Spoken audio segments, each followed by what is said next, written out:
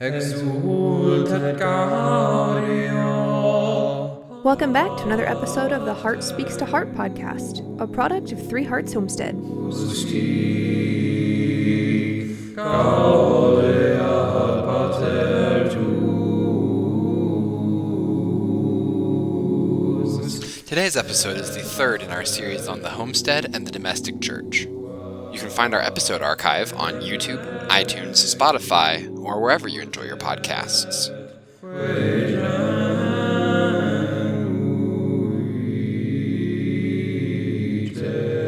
You can also find us at threeheartshomestead.com for more episodes, blog posts, recipes, articles, and much more.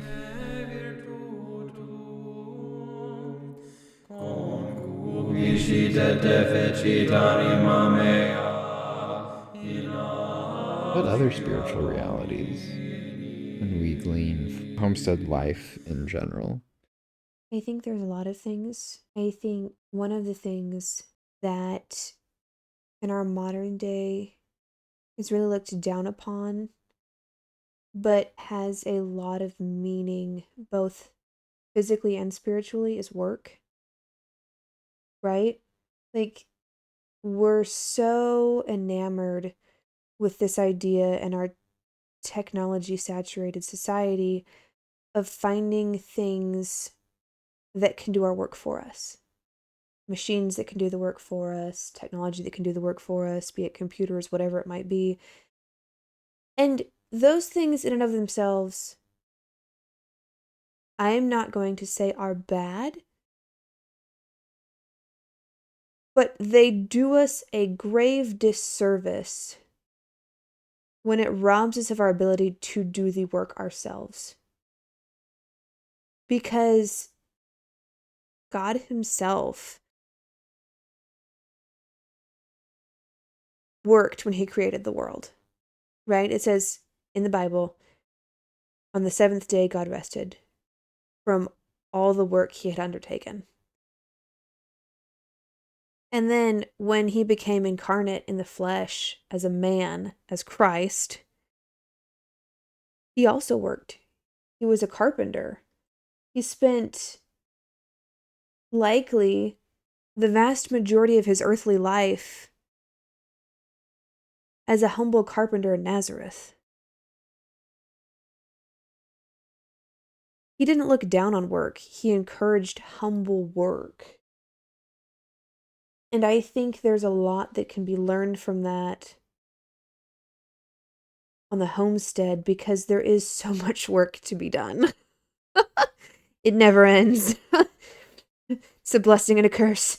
It's easy to feel very united to the Benedictines regard. Yeah. Ora et labora, pray and work. There Exactly. you could build a whole lifestyle around that. Exactly. Yeah.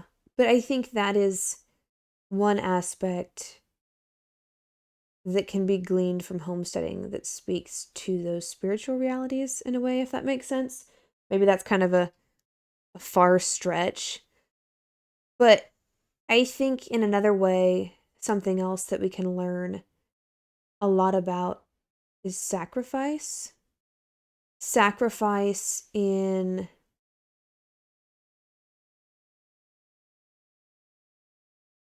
really a lot of ways.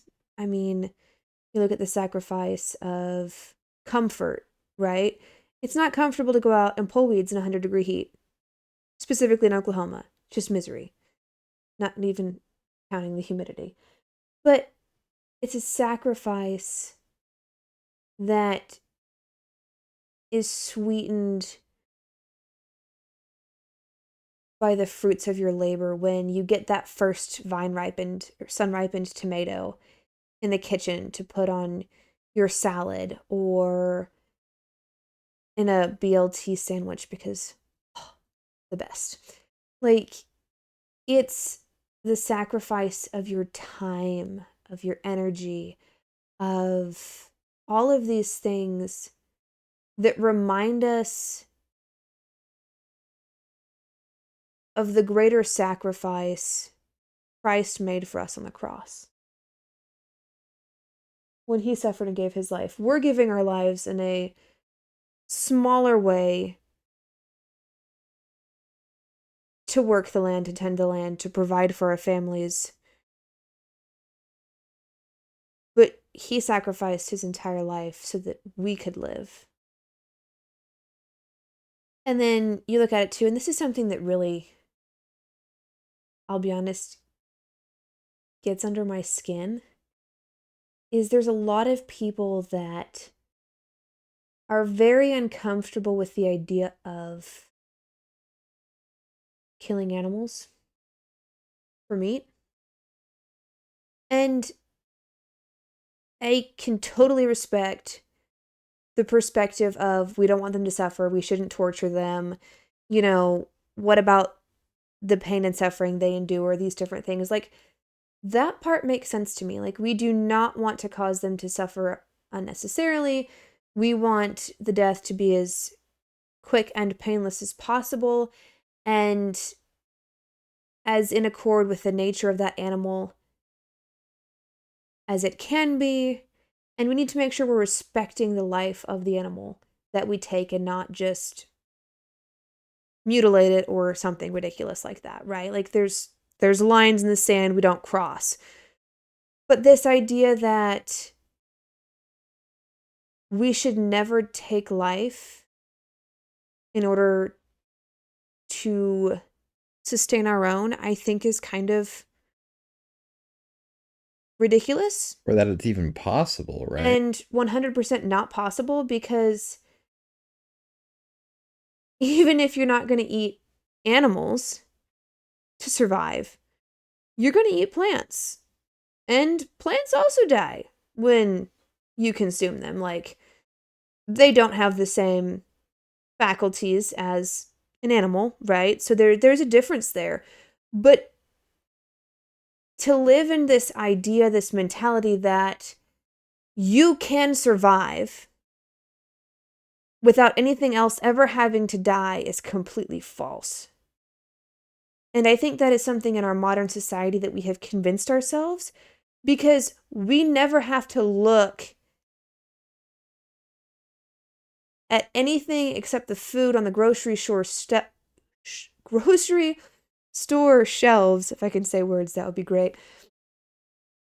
that comes prepackaged or wrapped in nice little plastic wrap and looks clean, and there's no connection to the original state of whatever that animal or plant was in the field. And I think that separation is intentional. I think they want people, The proverbial they. the proverbial they. I was trying to think of a more succinct word because I hate it when people say that and then don't clarify who they're talking about. I don't know, the philosophers, the spirit of the times, the egregore of America. I don't know what you want to call it, but I do think it's a bug, not a feature, that we need to be made to feel as though it's not necessary for things to die in order for us to live. Mm-hmm. And I think it has to do with individualism and isolationism, because if you accept the idea that the free man is the one who has no obligations to anything else, then to be born into a system where things must die in order for you to live naturally implies either tyranny, that you have a right to that, and it is a non-reciprocated right that does not imply any obligations on your part in response to it, or it implies that you have obligations to the world around you, maybe to other people around you. If something has to die for you to continue existing, you have to honor that death. Well, I think it goes even deeper than that. In that, one, I will go so far as to say I think the intentionality is real, and I think its source is demonic. And the reason I say that is because when you are consistently faced with the reality that your life depends on something else's death, you are necessarily brought closer to the reality of death itself, which generally, not always, but generally, will make you begin to ponder your own death, which makes you start to ponder spiritual realities and the state of your soul. And if we are not forced on a regular basis through the natural world and interaction with it to contemplate and ponder those realities, suddenly it can feel like our life can go on indefinitely and we don't have to do anything in a spiritual sense to ever grow closer to God and work towards our salvation and our eternal home. If we can just keep ourselves focused on the next thing, and a consumer mindset, then there's no room for pondering anything else. And I think that's a serious flaw in our modern society, and an intentional one that we have to fight actively if we ever hope to save our children from the mess that is our modern day culture or lack thereof. The stronger a person's case becomes for why it's good to live off the land and good to promote these things, I don't want to go so far as to say, and if you don't, then your spiritual life is just gonna die and wither on the vine. You know? Like, there are cases when that can happen, and the system's certainly working against you, as you mentioned with your spiritual director and that atheism statistic. But, like, I think you can make an idol out of the lifestyle itself. Mm-hmm. What? No, that's very true. I think... How do you keep it in the right kind of priority or order or context? Oh, I like that word. I like that phrasing. I think the first thing you have to do is keep the end goal in mind. Mm-hmm. Right? Like, our true end goal, no matter how we, or rather where we choose to live this life, be it in the city or in the country, rural, living on homestead, that goal is knowing, loving, and serving God in this world and being happy with Him in the next. That has to be the forefront of everything. Like, if we don't have that, even as homesteaders, in the forefront of our mind, we're doing it wrong and we shouldn't be doing what we're doing. No matter how good it could be, or, like, practically speaking. Like, it's not going to do us any good spiritually. So having that proper mindset, that proper orientation of our life in the right place needs to be number one. Number two, I think it's important to remember that not every person, or really no person, has the same path to holiness and sanctity that another person has. Not everyone's called to monasticism. Not every man is called to the priesthood. Like, not everyone is called to married life.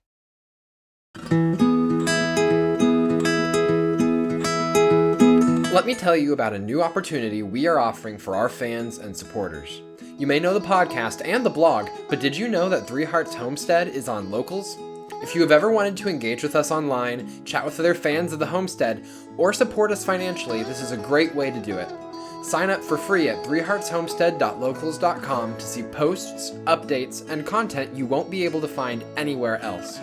A paid membership at any amount gets you access to additional perks, including the ability to write posts, see other people's comments, and access to live chat events and exclusive video content like our monthly Q&A, where we take questions directly from our supporters. Sign up now and get 1 month of free access to our exclusive content by using code word COMMUNITY for a free trial. That's threeheartshomestead.locals.com, code word COMMUNITY in all caps. Now, back to the show.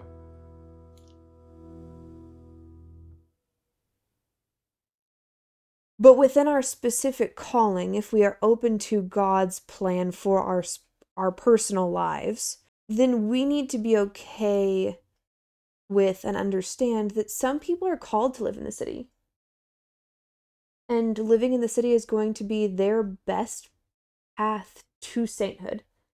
And some people, it's absolutely not. Some people, it will be the rural lifestyle, the homestead living, for lack of a better word or term. And we have to always remember that. Like, no saint is the same. They all have very different stories, very different pasts, very different paths that they were asked to walk. But the thing that made them saints was that they walked the path that Christ asked them to walk. And they walked it well and with love. And so I think there shouldn't be bashing on either side. I mean, you can see the dangers in urban living with the modern presentation of how that looks, right? Like, urban living in the olden days was a little different. Still had its ups and downs, but so does rural living. And really just being okay with and respecting people when they follow God's call, regardless of where that is. And I think that's how you can keep from idolizing it, when you have those two things in mind. I think kind of the side note to that, tying into it, like, you have to remember that all good things come from God. And He's not going to ask someone to do something that isn't ultimately going to be for their eternal benefit. Right? So, like, people that don't understand why someone would want to live in the city have to understand that there is some goodness there that God is showing them, and that's the path He's chosen for them. Same with living in the country, rurally. I think something else you have to be really careful with when it comes to homesteading specifically is falling into this very fear-driven prepper mindset. I think there's a lot of that, really starting specifically the last 3 years or so. A lot of people saw what happened in 2020 with food not being on grocery store shelves and it being hard to find things, and just all of the craziness that was that year and ever since. And their reaction and response was, well, I need to go buy land and I need to start taking care of everything myself and I need to be self-sufficient and I have to provide for my family, and the list goes on and on and on and on. And when you come at homesteading solely from the perspective of, I have to prepare, I don't want to have to worry about things when things go bad, if things go bad, then you're kind of shooting yourself in the foot, my personal opinion, because you're letting that fear consume you and you're missing the beauty of what the lifestyle should be. I would agree with that. If that makes sense. I think there's also a tendency to, like, get all that stuff ready, but then, like, have it there as a just in case thing, not something that's part of your lived daily life. I think that's dangerous because I think it misses something very important, which is, like, this isn't just a hobby for a reason. This is, granted, there's no hard and fast, like, so and so declared this was a lifestyle, whereas this is a hobby instead. That's not a thing that exists, but like, it doesn't sound right to call this kind of lifestyle a hobby. It's really truly a lifestyle, and part of what that means is that in order to engage with it, in order to engage with the worldview that it promotes, and in order to really not be working against it, you have to submit yourself to it. You really do have to humble yourself. If you have all of this homesteady stuff set aside and prepared for the end of the world or whatever, like the prepper mindset you were saying, but then you're living a urban or suburban lifestyle, then Or you're still going and buying everything or neglecting things or whatever it might be. if things do get bad, then out of all the things you prepared for, the least prepared thing is going to be you.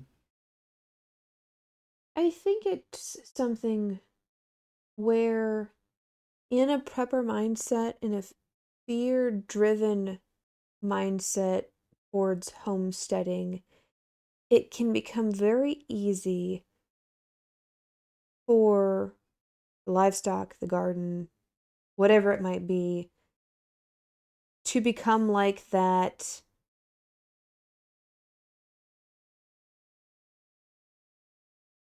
55-gallon buckets you have of freeze-dried, already prepared meals stowed away in some far corner of your root cellar or basement for if you need it. It loses its ability to orient us towards God and towards the good when it just becomes another security on a shelf, stowed away for if we ever need it. I think it's also interesting to, like, when you talk about homesteading and, like, back to nature and all of these things and, like, living closer to the natural world, you don't have to have a lot of land. You can grow a garden in your backyard. You can grow a small garden in your backyard. A lot of places you can even own a couple of chickens. Like, you don't have to do all this stuff on a grand scale for it to be considered a homestead, to be considered a homesteading lifestyle. It's a mindset and a connection to God through the natural world that makes homesteading what it really is. And I think there's a lot more people that can do that, even in a more urban setting, than a lot of people like to give credit for. And I think that tie to the natural world and keeping us grounded in that in some small way helps keep us more grounded in our ability to see its creator. It doesn't have to be fancy, it doesn't have to be huge. It can be simple, it can be small, and it still has the same effect, even if it's not as constantly present, if that makes sense. I've got one more question for you. Unless there's anything you'd like to add before I move on to the next question. Let me know if there's anything that we've talked about already in this conversation that you'd like to elaborate on a little bit more. But my last question for you is this. In what ways does homesteading foster a deeper trust in God and specifically in his providence? A lot of it has to do with how intimately homesteading binds us to the cycles of life and death, through the seasons, through crop failures, through disease that takes out livestock, through any number of things. When things go wrong in the natural world, it's much harder to be able to slap some kind of a scientific fix to it, right? Like, you can't really stop a flood or an earthquake or whatever it might be by giving it some kind of antidote or medication or technological fix. It doesn't work. Like, you have to and are forced to trust that no matter what happens, God is still going to provide in those moments. He's still working. He's still there. He didn't just abandon you wholesale, which is something that a lot of other occupations and lifestyles can more easily dismiss. Through a crop failure or something of that nature, like, it can be really hard to understand why. But at the end of the day, God always does come through. Like, maybe one year you have a super abundance of tomatoes and you can enough or freeze enough or store enough to last you 2 years, and the next year your tomato crop completely fails. You didn't understand maybe why you had the abundance the first year, but then the second year comes and you realize that God provided. Things like that. Like, it's just understanding that He's always there and He's always working, even if we're not really sure how. Exalted God. To catch future episodes of the Heart Speaks to Heart podcast, be sure to check us out at threeheartshomestead.com.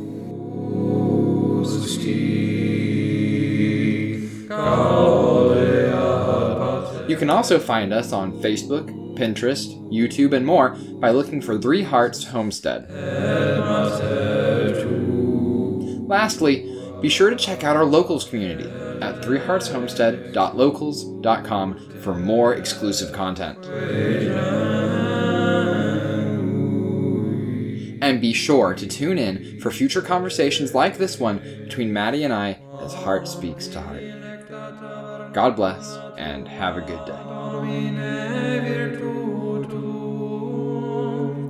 Concupiscit et defecit anima mea in atria Domini. Gloria Patri et Filio et Spiritui Sancto, sic ut erat in principio et nunc et semper et in saecula saeculorum.